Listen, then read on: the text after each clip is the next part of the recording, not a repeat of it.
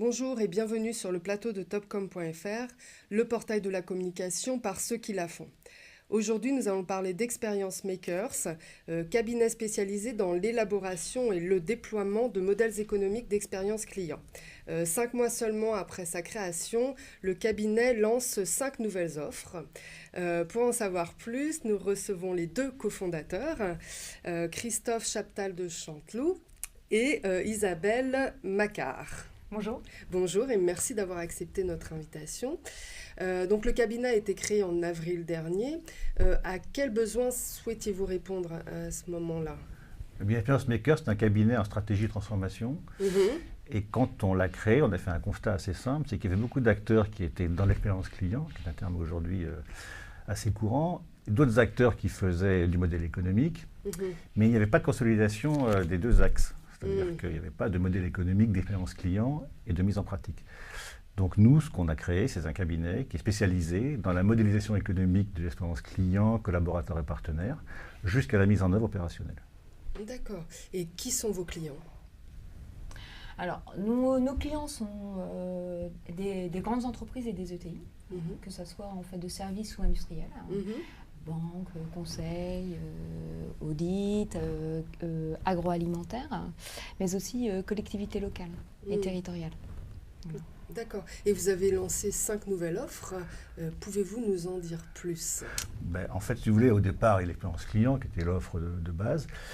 Et comme on est en amont stratégique et aussi en développement opérationnel, nos clients nous ont demandé de mettre en avant des expertises qu'on avait par ailleurs, qui étaient liées par exemple à la marque employeur, par exemple à la transformation digitale, par exemple à la création de Fab Lab et de Data Lab, par exemple à l'accompagnement à l'innovation, puisque aujourd'hui on doit considérer que l'expérience client, ça ressort d'un écosystème, et que dans un écosystème il y a des parties prenantes, et chacune des parties prenantes actionne un levier sur une expertise particulière. Donc en fait on a créé 5 nouvelles offres pour pouvoir s'appuyer sur des expertises qui étaient demandées par nos clients. Et pouvez-vous nous parler d'un projet en cours, pour nous donner un exemple?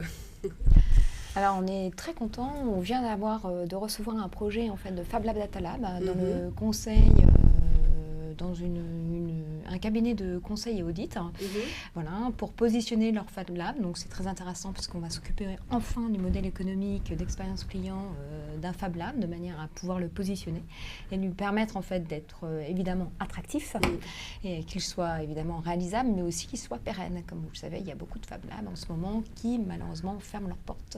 Donc, nous, on est là aussi pour aider de manière à que les Fab Labs et les Data Labs en fait, génèrent de la valeur et soient pérennes au sein de l'entreprise.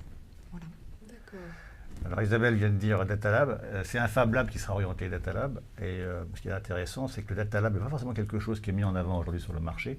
C'est pourtant des laboratoires qui sont extrêmement importants pour les entreprises et que nous, on pousse au maximum. Alors on a également d'autres projets sur lesquels on est en train de mettre en œuvre nos actions d'intervention. Une banque qui est spécialisée dans le B2B sur un nouveau modèle économique. Donc là on intervient sur la modélisation. Et puis comme le disait Isabelle, on intervient pour des collectivités territoriales et notamment pour des attractivités territoriales sur lesquelles on travaille parce qu'on avait par le passé déjà une expertise dans ce domaine. Donc on a refait appel à nous dans le cadre d'Experience Makers. D'accord. Et à partir de là, comment voyez-vous l'avenir de l'agence? Si vous voulez, il y a une taille critique aujourd'hui, on peut dire, sur des acteurs de consulting comme nous qui font la stratégie de la transformation. Le point mort, c'est 50 personnes. Pourquoi 50 personnes? Parce que c'est la taille qui permet de prendre globalement des opérations relativement importantes de transformation.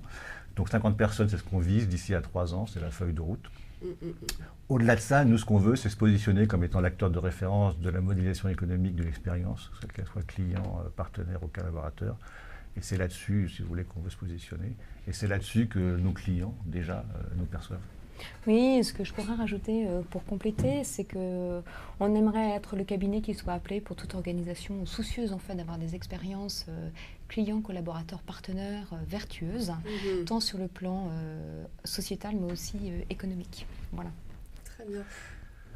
Oui, pour conclure, on est persuadé que l'éthique et le business, ça fait bon ménage et qu'aujourd'hui, il n'y a pas de croissance sans éthique, mais que l'éthique aujourd'hui est un levier de croissance important. Et c'est également ce message qu'on passe à nos clients et futurs clients. Très bien. Bien, merci Isabelle Macquart et merci Christophe Chaptal de Chantelot Merci d'être venu nous parler d'Experience Makers. Et à Merci bientôt beaucoup. sur le plateau de topcom.fr.